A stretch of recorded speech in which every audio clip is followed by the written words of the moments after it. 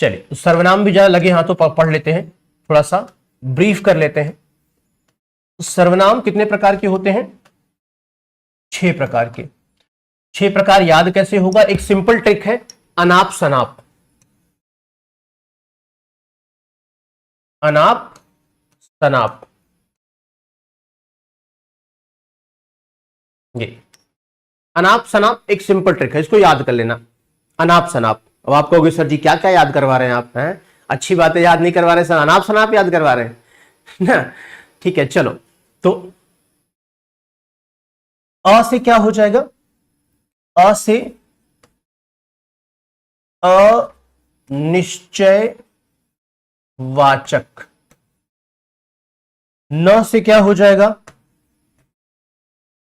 निज वाचक। प से क्या हो जाएगा? प्रश्न वाचक। प से क्या हो जाएगा? पुरुष वाचक।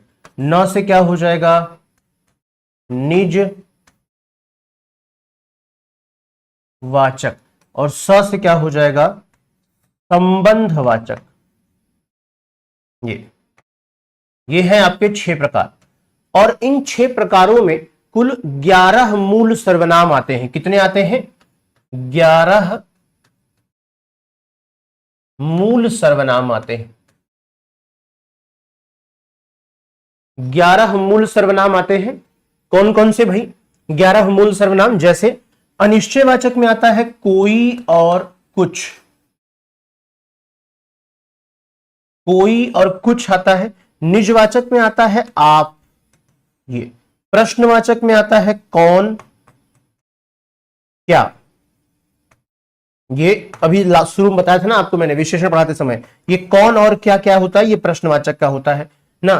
पुरुषवाचक में अभी मैंने बताया 3 चीजें आती हैं, मैं, तुम और वह।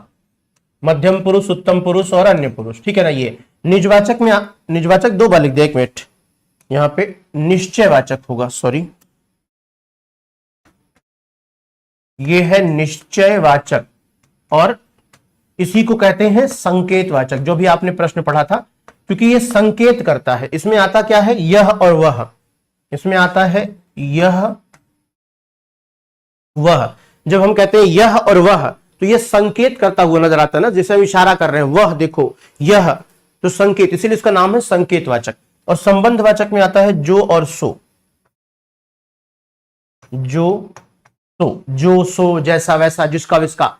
ये आपको याद रखना है कि 6 प्रकार होते हैं। 6 प्रकार अनाप शनाप से याद करना। 11 मूल सर्वनाम होते हैं। ये कौन कौन किस में आता है ये याद रखना। अभी मैं प्रश्न करवाऊंगा तो आपको धीरे धीरे याद होता जाएगा और बेहतर तरीके से। लिखा है घी कौन सी